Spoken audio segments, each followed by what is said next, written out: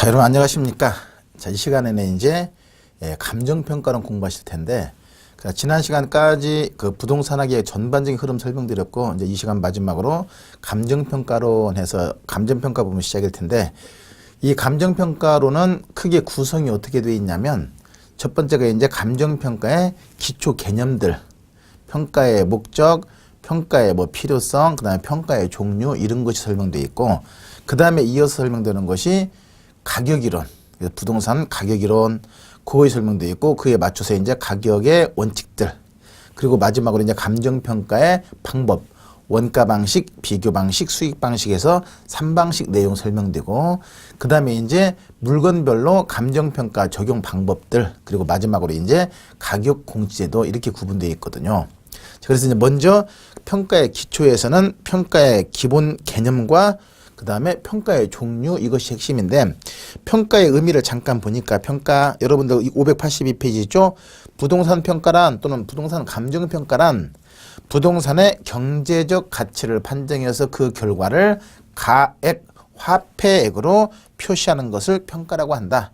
근데 이것은 아무나 하는 것이 아니라 감정평가사라고 하는 전문가의 판단이자 의견이다. 그래서 보통 이것은 아무나 하는 것이 아니고 보통 감정평가사에 의한 전문활동이다. 이렇게 보시면 되거든요. 자, 여기까지가 감정평가 기초 개념이고, 그 다음에 이제 감정평가의 필요성, 그리고 감정평가의 기능 했는데, 다른 거 신경 쓰지 말고 기능만 간단하게, 기능은 정책적 기능과 경제적 기능 했는데, 이걸 어떻게 구분하냐면, 이건 만약에 시험에 출제되면 경제적 기능과 정책적 기능을 구분하는 문제 나올 수 있으니까 그것만 잘 정리하시되, 우리가 이제 감정평가를 통해서 뭘 할 수 있냐면 가격과 임대료를 구할 수 있거든요. 그래서 가격과 임대료가 구해지면 구해진 가격과 임대료를 가지고 어떤 그 가격이나 임대료가 어떤 기능을 하느냐 하는 것인데, 그게 일반 개인과의 거래 과정에서 형성되는 기능 같으면 경제적 기능이고, 그 다음에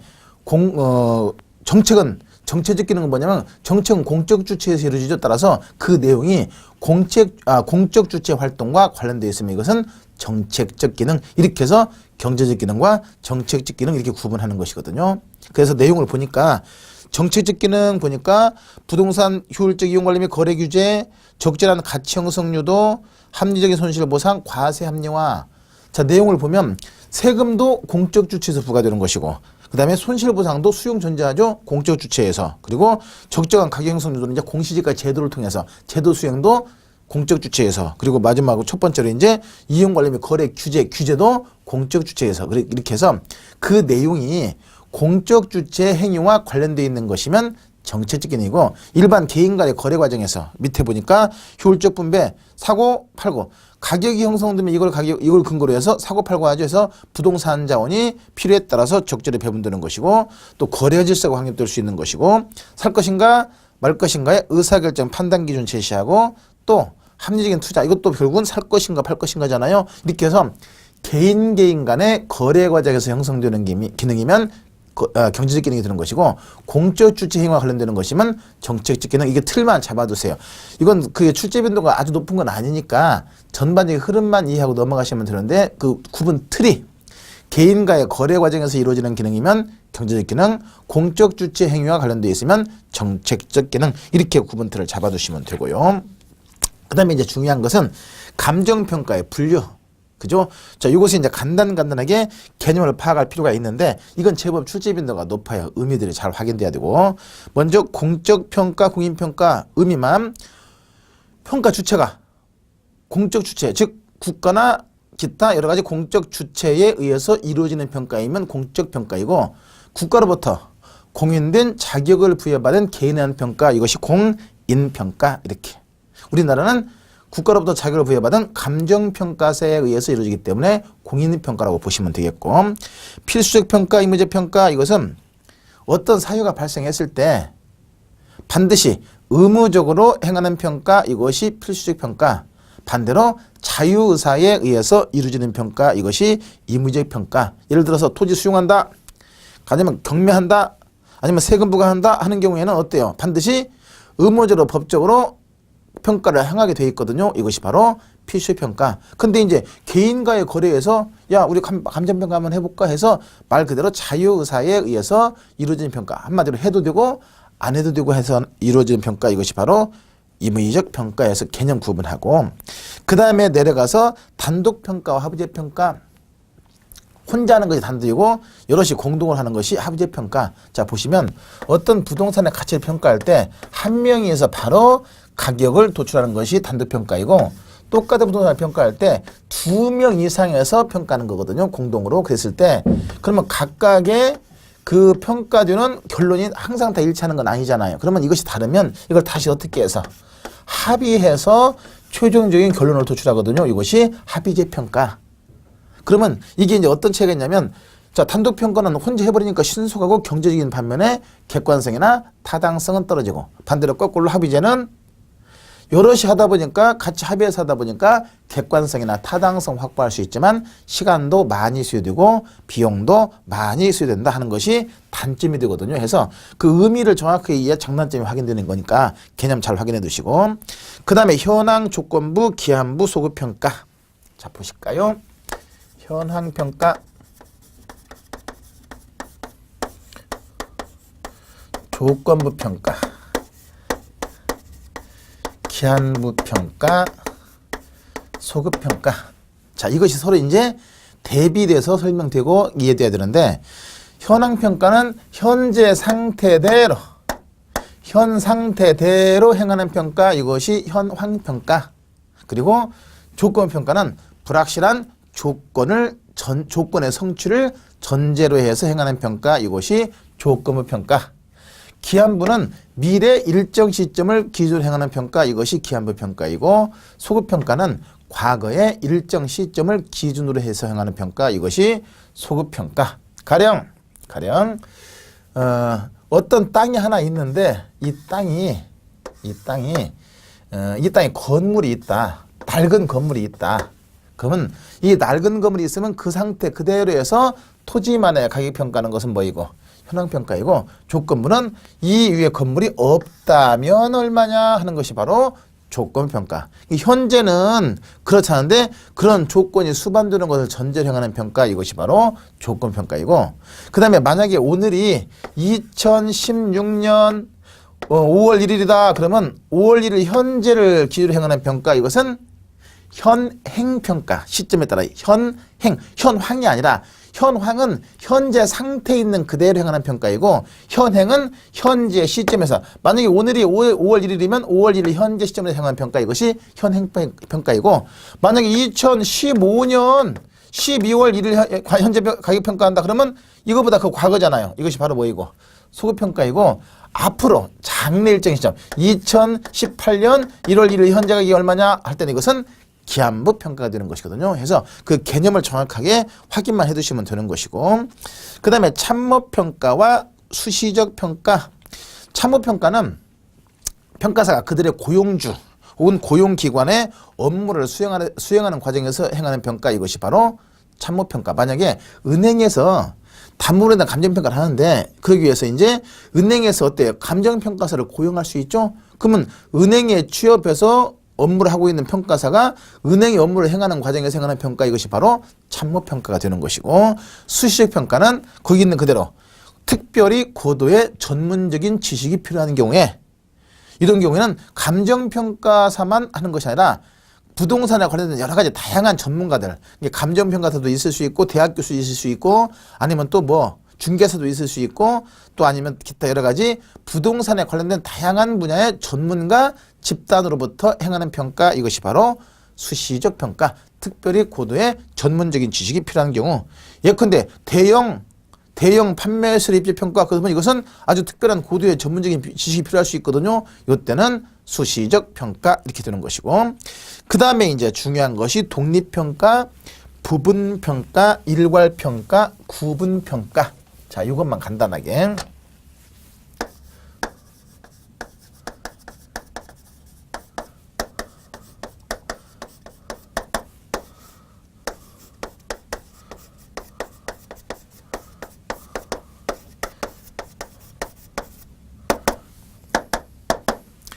자, 독립평가하고 부분평가는 공통점이 뭐냐면 토지와 건물이 같이 결합되어 있을 때, 토지와 건물이 같이 결합되어 있을 때, 이른바 복합부동산의 경우에 일부분, 즉 토지만의 가격을 평가한다.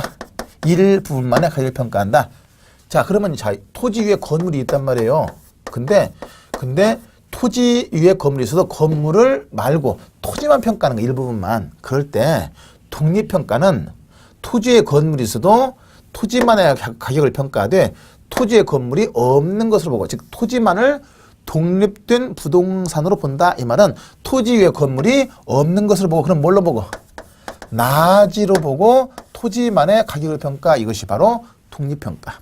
반대로 부분평가는 토지에 건물이 있을 때 그 상태를 주어진 것으로 보고, 그럼 이 상태는 어떤 상태입니까? 나지 상태입니까? 건부지 상태입니까? 건부지 상태잖아요. 건물이 있으니까. 따라서 건부지 상태 그대로 해서, 그 상태 그대로 해서 토지 부분만의 가격을 평가한다. 그래서 이것은 건부지로 보고 토지만의 가격을 평가한다. 이것이 바로 부분평가. 그러면 언뜻 저 건물이 있건 없건 상관없이 토지만의 가격을 평가하는 것은 똑같을 텐데 왜 이것이 구분의 의미가 있느냐? 그러는데 똑같은 토지라고 하더라도 토지에 건물이 있는 경우하고 없는 경우 가치가 다를 수가 있어요. 왜냐? 토지 위에 건물이 있으면 그 건물로 인해서 토지 용도가 제한을 받고, 제한을 받는 것만큼 토지가 감가되는 것이 일반적이거든요. 이걸 건부 감가라 그래요. 근데 나지의 경우는 전혀 제한이 없기 때문에 토지 소유자가 의도하는 대로 얼마든지 최유효용을 도모할 수 있기 때문에 최유효 이용의 가능성이 가장 높은 상태 가격이거든요. 그렇기 때문에 그만큼 가치가 건부지에 비해서 높은 것이 일반적이고, 그 건부지는 토지 나지 가격에 비해서 그 건물이 토지 용도를 제한하는 것만큼 가치가 감가되는 것이 일반적이거든요. 이것을 이름해서 건부 감가라고 한다. 그래서 똑같은 토지라고 하더라도 나지 상태에 있는 거하고 건부지 상태에 있는 거 가치가 다른 것이 바로 거기에 이유가 있더라 하는 것이거든요. 그러면 이제 잠깐 뒤의 내용을 잠깐 확인해 보시면, 여러분들 그 가격 공시, 토지 가격 공시 제도에서 공시 지가를 평가할 때, 표준지 공시가를 평가할 때는 토지에 건물이 있어도 건물이 없는 뭘로 보고 나지로 가정해서 토지 가치를 평가하는 것이거든요. 그래서 그대로 구분하면 공시지가 평가는 보통 독립평가를 원칙으로 한다. 이렇게 보시면 되는 거예요. 의미가. 해서 똑같이 토지에 건물이 있을 때 토지만의 가격을 평가하되, 독립평가는 토지에 건물이 없는 나지로 보고 토지만의 가격을 평가하는 것이고, 반대로 부분평가는 토지에 건물이 있을 때 그 상태를 주어진 것으로 보고, 즉 건물 상태 그대로 해서 토지만의 가격을 평가하는 거, 이것이 부분평가 이렇게 되는 것이고, 그 다음에 이제 구분평가나 개별평가는 구분평가나 일괄평가는 개별평가의 예외예요. 평가의 예외. 개별평가라는 것은 뭐냐면 하나의 가격은 하나의 부동산은 하나의 가격 하나하나마다 각각 개별적으로 평가한다. 이것이 개별평가. 그렇죠? 근데 이게 원칙이거든요. 우리나라 감정평가 규칙에서도 개별평가를 원칙으로 하되, 구분평가는 하나의 부동산이라고 하더라도 가치를 달리하는 부분이 있으면 구분해서 평가한다. 하나의 부동산이라고 하더라도 가치를 달리하는 부분이 있으면 구분해서 평가하는 것이고, 가령 넓은 땅이 하나 임야가 쭉 있는데 여기에 도시계획선이 딱 지나가면서 여기는 주거지역, 여기는 녹지다. 그러면 한 필지의 땅이라고 하더라도 이 부분과 이 부분 어때? 가치가 다를 수 있죠? 그럼 이것을 어떻게 해서 이 부분 따로, 이 부분 따로 서로 구분해서 평가, 이것이 구분평가. 반대 일괄평가는 2개 이상의 부동산이라고 하더라도 일체로 거래되거나 용도상 상호 불가분의 관계에 있으면 하나의 가격으로 평가, 이것이 일괄해서 평가, 이것이 일괄평가. 다시 한번 2개 이상의 부동산이라고 하더라도 일체로 거래되거나 용도상 상호 불가분의 관계에 있으면 일괄해서 평가한다. 이것이 일괄평가. 이렇게. 자, 이렇게 해서 이제 네 가지가 구분되어 있는데 일괄평가는 대체로 어떤 것이 쓰시냐면 자, 토지에 건물이 있다. 그러면 토지 따로, 건물 따로 별개니까 따로따로 평가해야 되지만 일반적으로 거래할 때는 어때? 집값이다. 그러면 토지 건물을 같이 어떻게 해서 일괄해서 하나의 가격을 평가할 수 있잖아요. 이것이 바로 일괄평가 이렇게 되는 것이거든요. 그래서 기본적인 개념들을 정확하게 확인하고 정리만 해두시면 돼요. 실제 시험에서는 기본적인 개념이 나오는 것이니까 다시 한번 독립평가는 토지와 건물이 같이 결합되어 있을 때 즉 복합부동산의 경우에 일부분 토지 부분만의 가격이 평가돼 토지만을 독립된 부동산으로 보고 평가하는 것이 독립평가이고 그 상태를 주어진 것으로 보고 토지만의 가격 일부분을 평가하는 것이 바로 부분평가. 그리고 개별평가는 하나의 부동산은 하나의 가격이고 구분평가는 하나의 부동산이라고 하더라도 가치를 달리하는 부분이 있으면 구분해서 평가한다. 이것이 구분평가이고 반대로 일괄평가는 두 개 이상의 부동산이라고 하더라도 일체로 거래되거나 용도상 상호 불가분의 관계에 있으면 일괄해서 평가한다. 이것이 일괄평가.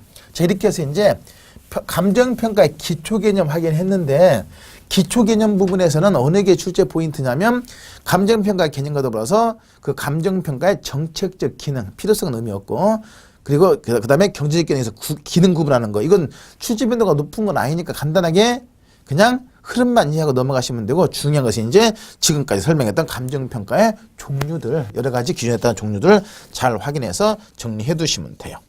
자, 여기까지 해서 이제 감정평가 기초 개념 확인하고 이어서 부동산의 가격이론 또는 가치이론 그래요. 가격이 어떻게 형성되고 또 어떤 특성이 있고 부동산의 경우 또 형성 과정이나 흐름들 이런 걸 쭉 분석할 텐데 자, 먼저 나오는 것이 부동산 가격의 개념 또는 부동산 가치의 개념 그랬는데 자, 이것을 이제 간단하게 체크만 하시면 되대.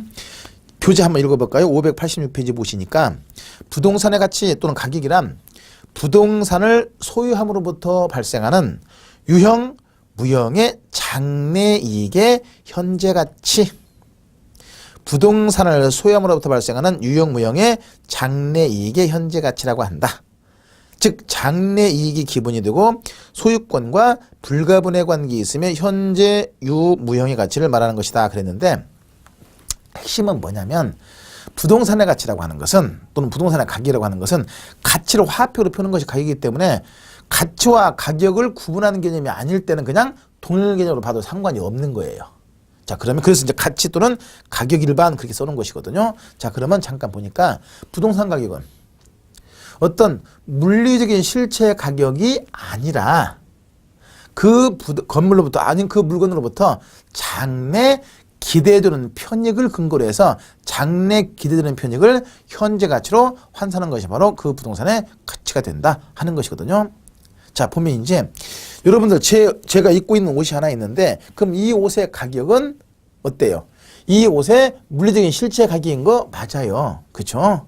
근데 부동산의 경우 자 토지 가치를 구한다. 그러면 토지 가치는 그 토지 흙값인가요? 그것이 아니잖아. 그러니까 그 토지로부터 장래 이익들 그러니까 어떤 토지가 하나 있으면 이 토지를 이용했을 때 장래 예상되는 이익 그러면 매년 예상되는 이익이 있을 수 있는데 건물 같으면 내년수가 있을 것이고 수명이 그리고 토지 같으면 영원히 수익이 발생할 수 있거든요. 그러면 장래 이익들 근데 이 이익은 유형의 이익과 무형의 이익을 다 포함하는 거예요. 그래서 유형, 무형의 장래 모든 이익들 다 현재 가치로 할인하는 값이다. 이것이 바로 부동산의 가치 또는 가격의 개념이 되는 거예요. 핵심적인 포인트는 장래 이익이 기초된다는 거 확인하시면 되고 중요한 것은 물리적 실체의 가격이 아니라 장래 기대되는 이익의 현재 가치가 된다. 이것이 가장 핵심적인 포인트라고 하거든요. 그리고 부동산의 가격은 그 부동산으로부터 주는 장래 유형 무형의 이익인데 이것이 이제 여러 가지 경제적 효용, 그죠? 경제적 효용을 현재 가치로 환산하는 것이 바로 부동산의 가치가 된다. 그 정도의 흐름만 간단하게 이해하시면 되겠고 이제 중요한 것은 이제 가치와 가격의 개념 구분 잠깐 봐요.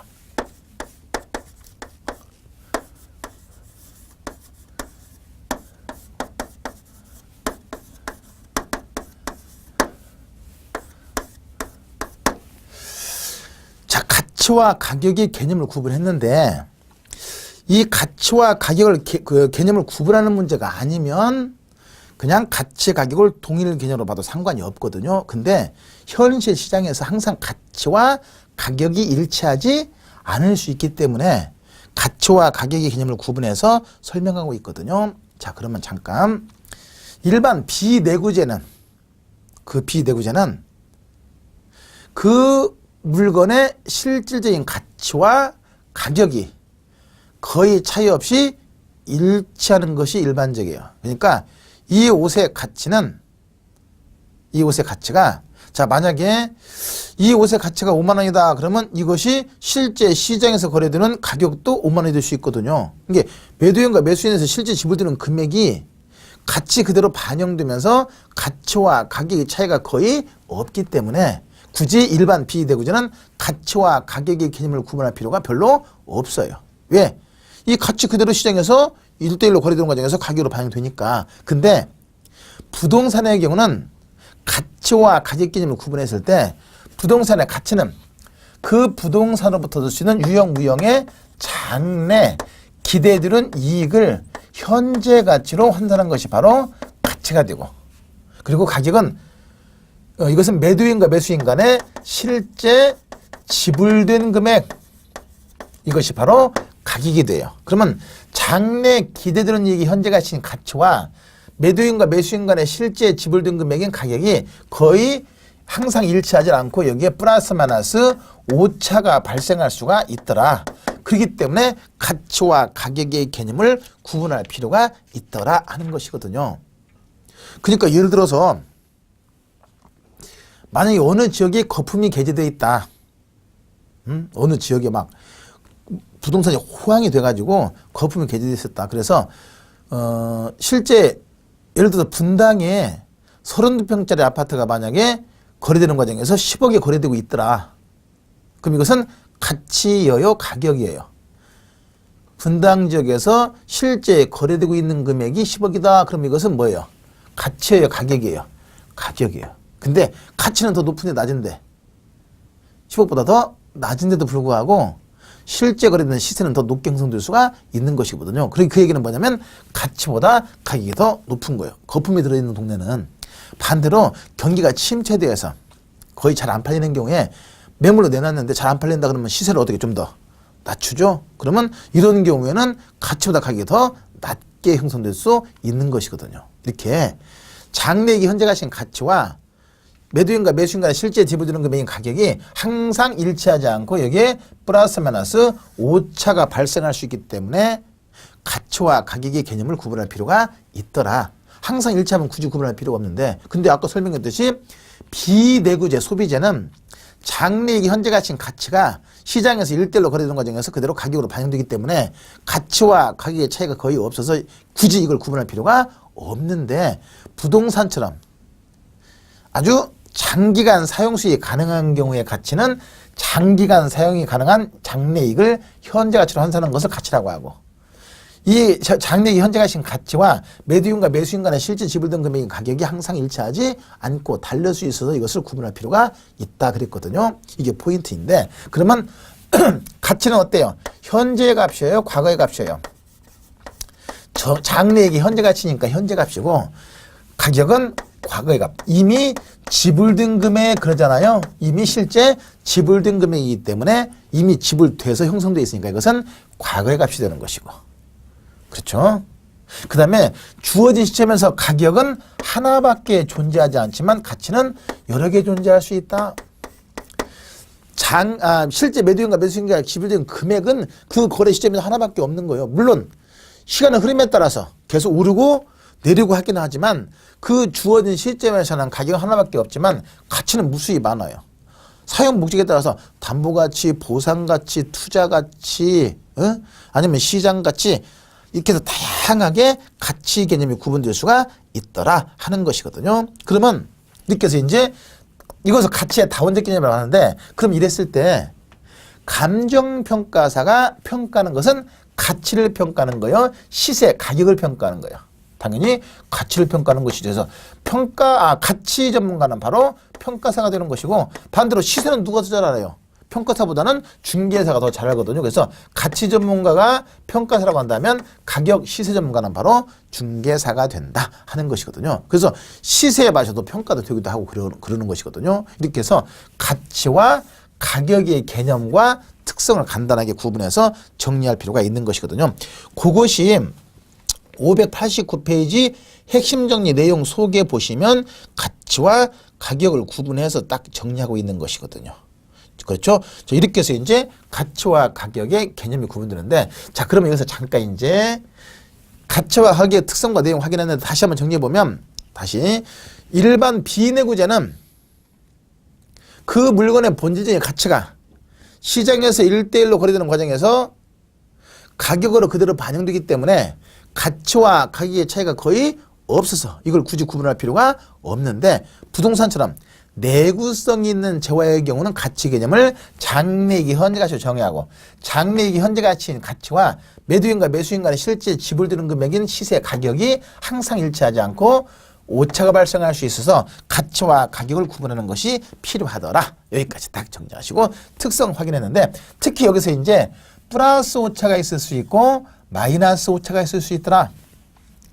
플러스 오차가 있을 수 있고 마이너스 오차가 있을 수 있더라. 자, 그러면 먼저 플러스 오차는 뭐냐면 추가적인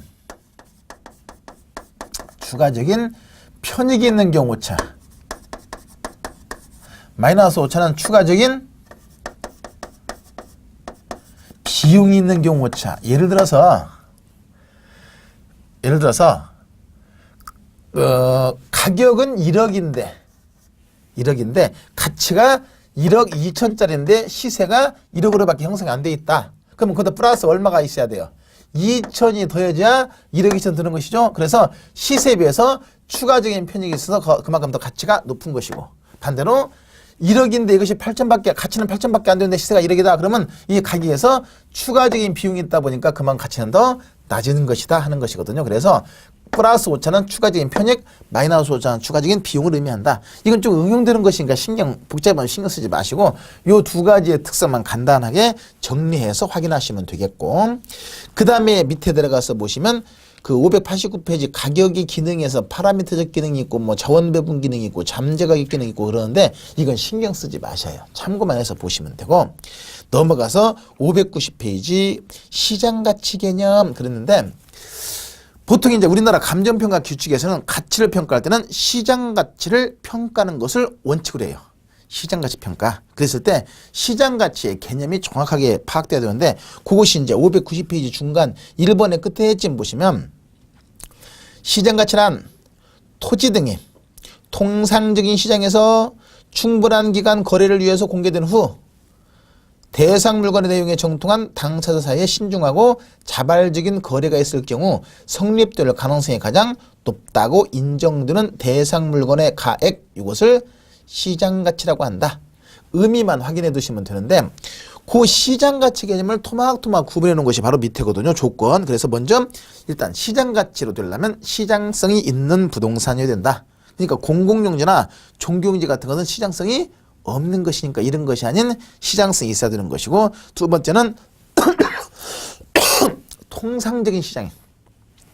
통상적인 시장은 이것은 일반인 누구라도 다 참여할 수 있는 공개된 자유시장, 이게 포인트. 일반인 누구라도 다 참여할 수 있는 공개된 자유시장, 이것이 시장가치고, 통상적인 시장이고, 세 번째는 출품기간, 충분한 기간 거래를 위해서 공개된 후, 이 말은 바로 출품기간이 적정해야 된다. 너무 짧아도 안 되고 너무 길어도 안 되고 적정해야 되고, 그리고 거래가 자연스럽게 이루어져야 돼요. 이것이 거래의 자연성. 그러니까 강제라든지 강제성이 있다든지 이런 것이 없고 신중하고 자발적인 거래가 있어야 된다 하는 것이고, 마지막으로 당사자가 정통해야 된다. 대상 물건의 내용에 정통하다. 정통하다는 것은 잘 알아야 된다는 얘기죠. 그러니까 시장 흐름을 잘 알아야 돼요. 매도인 매수인 둘 중 하나가 좀 어리숙하다 그러면 어때요? 바가질 수 있잖아요. 그러면 이건 정상적인 가격이 아니고 시장 가치가 될 수 없거든요. 따라서 대상 물건의 내용이나 기타 여러 가지에 정통해야 된다. 이것이 이제 시장 가치의 조건들. 이것도 굳이 암기할 필요 없이 그냥 위에 있는 시장가치 개념만 쭉 흐름만 이해하고 넘어가도 괜찮습니다. 다시 한번 통상적인 시장에서 충분한 거래를 위해서 공개된 후 대상물과 내용이 정통한 당사자 사이에 신중하고 자발적인 거래가 있을 경우 성립될 가능성이 가장 많은 가치, 이것이 바로 시장가격, 시장가치 그래요. 간단하게 확인하시면 되고, 이거 이외에 나머지를 전부 다 시장가치, 이외 가치에서 설명되어 있는데 이건 크게 중요한 거 아니니까 그냥 시장가치 개념만 딱. 이 감정평가 부분은 전체 40문항 중에서 이 20% 내외에서 6문항 내외가 출제되거든요. 그래서 그 전체 내용에 비해서 출제비 많이 작아요. 그렇기 때문에 어떤 세부적인 내용보다는 기본적인 원리만 정확하게 이해하고 넘어가는 것이 상당히 좋습니다. 그렇게 잘 확인해 두시고, 그 다음에 넘어가서 보시면 이제 592페이지 표에 보면 시장가치와 시장가치, 이외 가치에서 그 표로 구분을 해놨는데, 여기서는 그냥 아까 설명했던 시장가치의 요건만 간단하게 정리해 두시면 되고, 적용 범위나 이건까지 암기하려면 굉장히 복잡하잖아요. 그러니까 그건 크게 의미 없고, 그 시장가치의 요건 정도만 간단하게 체크해서 확인. 개념을 이해하면 바로 요건 확인할 수 있잖아요. 그 정도만 확인하시면 되고, 이어서 이제 부동산 가격의 특성. 이것은 이제 일반재와 다른 부동산만이 갖는 특유의 특성들을 설명하는 것이거든요. 거기 보니까 가격과 임료로 표시된다.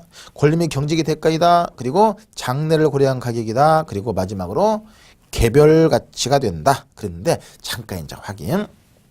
먼저 부동산 가격은 교환의 대가인 가격과 사용 수익에 대한 대가인 임료로 표시된다. 즉 가격은 원본이 되는 것이고 임료는 과실이 되는 것이고, 가격과 임대료 또는 임료로 표시되는데 가격이 바로 원본이 되는 것이고 임대료가 바로 과실이 된다. 이렇게 보시면 돼요. 이 의미가 뭐냐면,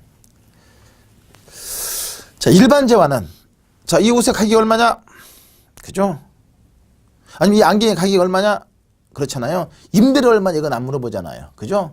근데 왜 그러냐면 일반재화는 사용 가능 기간이 어때요? 짧기 때문에 그냥 내가 직접 사서 이용하고 망가지면 버리면 되거든요. 그렇기 때문에 임대료 개념이 별로 없는데, 부동산의 경우는 영속성 때문에 장기간 사용 수익이 가능하면서 가격과 임대료, 즉 소유이익과 이용이 분리가 가능해요.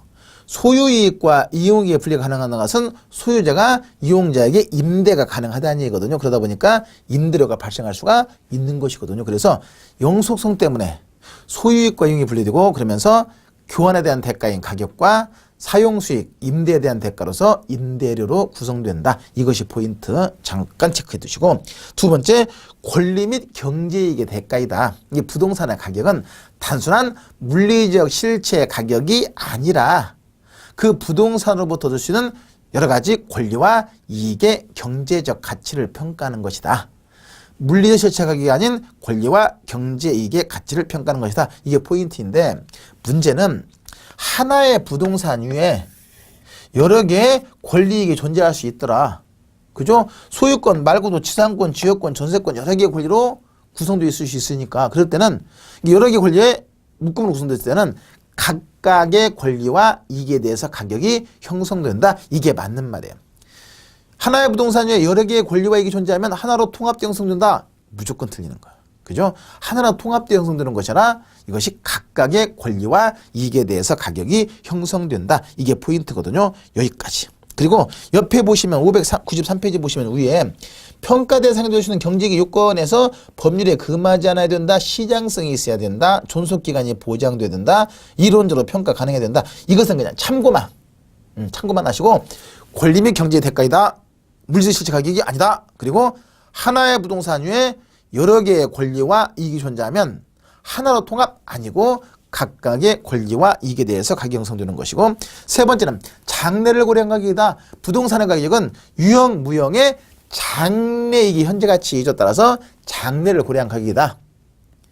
근데 이제 문제는 장래만이 아니라 과거, 현재, 장래, 장기적인 배려하여서 형성된다. 이게 무슨 말이냐면, 어떤 부동산의 가치가 5억이다. 그럼 이 5억은 그냥 지금 현재 뚝 떨어진 게 아니라 과거로부터 계속 오르고 내리고 변화 과정을 통해 형성돼 왔고 또 장래이익의 현재 가치. 그래서 과거, 현재 그리고 미래까지 장기적인 배려하에서 형성된다. 이래야 돼요. 그냥 과거와 현재까지의 상황을 고려해서 형성된다. 이렇게 틀린 질문이 많이 나오거든요. 부동산 가격은 과거와 현재까지의 상황을 고려해서 형성된다. 그러면 틀린 것이고 과거, 현재 그리고 뭐까지? 장래까지. 장래를 고려한 가격이 돼. 고려한 가격이 돼. 문제는 뭐냐면 과거부터 장래까지 장기적인 배려하에서 형성된다. 이게 가장 핵심적인 포인트예요. 근데 이제 문제는 뭐냐면 장래가 현재 가치인데 장래 동향은 항상 고정되어 있대요. 변동한대요. 얼마든지 변동할 수가 있는 것이거든요. 따라서 장래 동향들은 항상 변동하기 때문에 부동산의 가격도 항상 변동 과정에서 형성된다 하는 것이거든요. 그거 조심하시면 되고 마지막으로 개별 가격이다. 이 말은 거래 시마다 가격이 개별적으로 형성되고 국지적 불안전 시장에서 형성되는 과정에서 가격이 개별적으로 형성된다. 거래 시마다 어떤 아파트 같은 단지내 같은 평이라고 하더라도 705는 5억이 거래되는데 806호는 5억 200이 거래돼 5억 1000에 거래될 수 있고 그러잖아요. 거래 시마다 가격이 개별적으로 형성되고 그 개별적으로 형성되는 과정에서 협상에서 형성되면서 당사자의 특수한 사정이나 개별적인 동기가 게재되기가 쉽다. 그래서 나중에 이제 감정평가에서 사정보정 비교 방식이죠. 사정보정이 필요할 수도 있는 것이거든요. 그 정도 논점만 간단하게 확인하고 정리하시면 돼. 이렇게 해서 이제 부동산 가격의 특성 간단하게 다시 한번 제법 중요해요. 교환에 대한 대가인 가격과 사용수익에 대한 대가인 임대료 표시된다. 두 번째는 물질 실체 가격이 아니라 권리 및 경제의 가치인데 하나의 부동산 위에 여러 개의 권리와 이익이 존재하면 각각에 대해서 가격이 형성되는 것이고 세 번째 장래를 고려한 가격이다. 근데 장래 동향은 항상 변동하기 때문에 항상 가격도 변동 과정에서 형성되되 과거, 현재, 미래까지 장기적인 배려하에서 형성되고 마지막으로 거래 시마다 가격이 개별적으로 형성된다. 개별 가격이다. 자, 여기까지가 부동산 가격의 특성 체크해 보시면 되고 그 다음에 형성되는 것이 이제 부동산 가격의 이중성, 그 속의 가격의 발생 요인과 가치 또는 가격의 형성 요인 그랬는데 자, 요거 이제 마무리 한번 해보세요.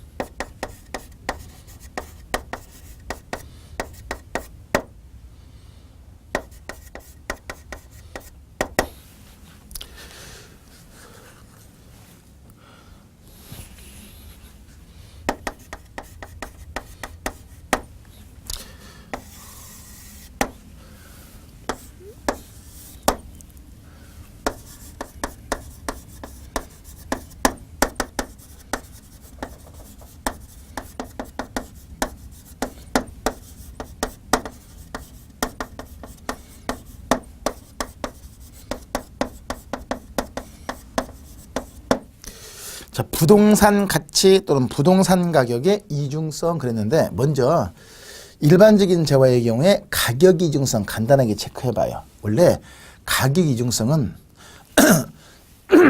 수요 공급의 원칙을 얘기하는 거예요. 그래서 일반적으로 재화의 가격은 수요와 공급의 상호 작용을 통해 형성되고 이렇게 형성된 가격은 다시 수요 공급에 영향을 미쳐서 계속 영향을 주고받으면서 변동한다. 이것이 바로 가격의 이중성, 수요 공급의 원칙이에요.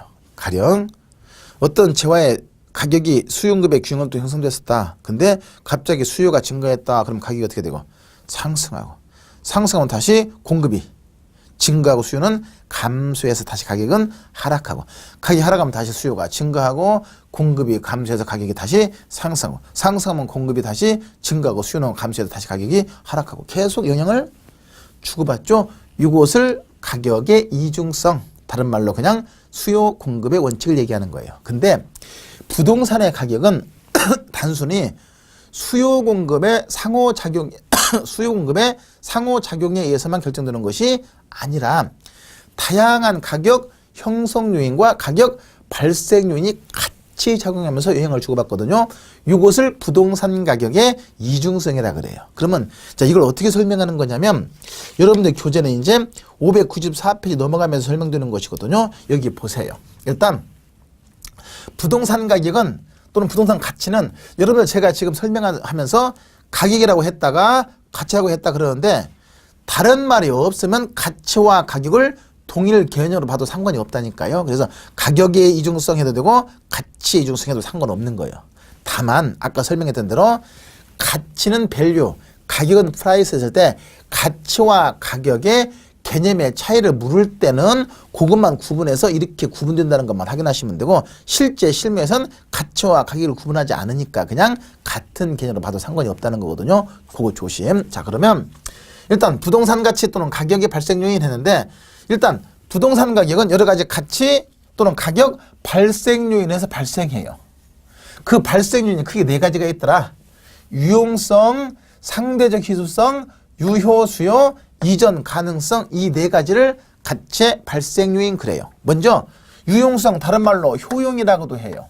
일단 가격이 발생하려면 효용, 쓸모 있어야 돼요. 그죠?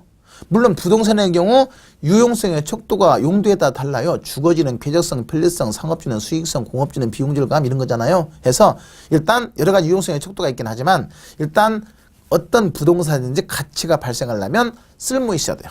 쓸모 없으면 가격 발생 안 해요. 그죠? 두 번째는 상대적 희소성이 있어야 돼요.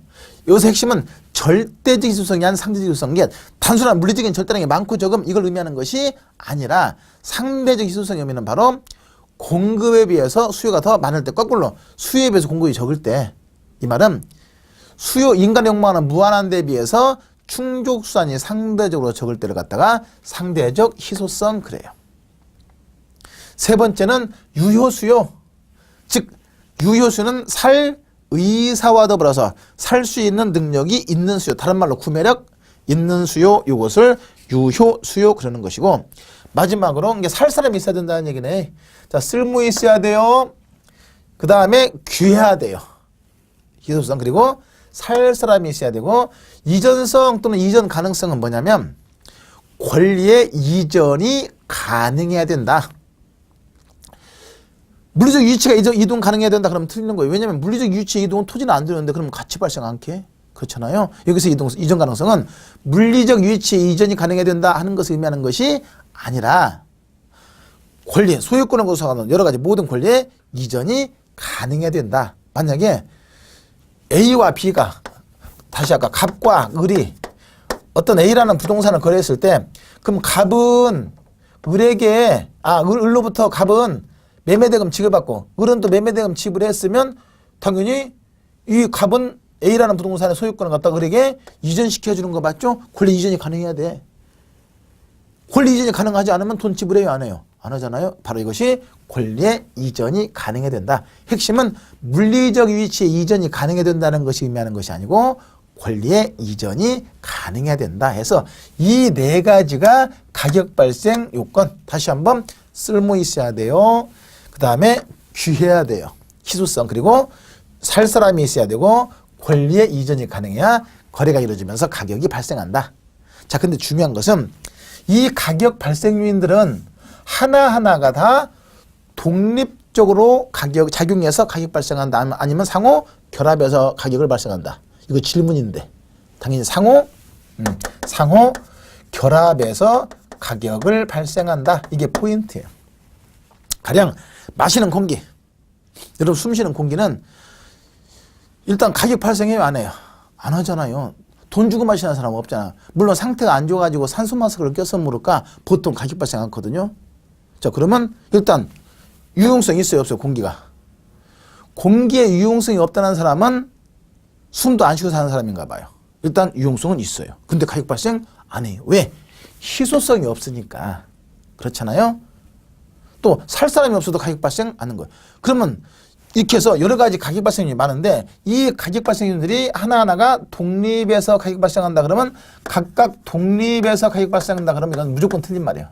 독립해서 가격을 발생하는 것이 아니라 이 네 가지가 상호 결합해서 가격이 발생된다. 이게 핵심 포인트이고. 그럼 이렇게 가격이 발생하면 이것이 이제 수요 공급의 조절을 통해서 가격으로 또는 가치로 형성되고 이것이 다시 가격 형성률에 작용하고 또 이것이 같이 가격 발생률에 작용하면 다시 수급주를 통해서 가격이 형성되고 이렇게 해서 계속 돌아가면서 영향을 주고받는다. 이것을 이름해서 부동산 가격의 이중성 그래요. 부동산 가격의 이중성 이렇게. 자, 그러면서 이제 계속 영향을 주고받아서 가격이 변동하죠. 창조, 수정, 유지, 파악이 된다. 이걸 갖다가 부동산 가격의 이중성이라고 한다. 그래요. 자, 그럼 한번 볼까요? 먼저 여기 그 내용을 보니까 가령 가치 형성 요인 중에서 가치 형성 요인에서 부동산 가격 형성하는 요인 중에서 그 동네 교통시설이 잘 개선됐대. 교통체계가 잘 개선됐대. 그러면 가치 형성 요인 이게 좀 이따 설명드리겠지만 그러면 당연히 교통체계가 잘 발달돼 버리면 어느 것이 높아져요? 유용성이 높아지고 살 사람도 많아지겠네. 그러면 전체도 수요가 어떻게 돼서 증가해서 가격이 상승해요. 그럼 상승하면 다시 이것이 가치 형성에 다시 또 영향을 줘요. 주요 환경에.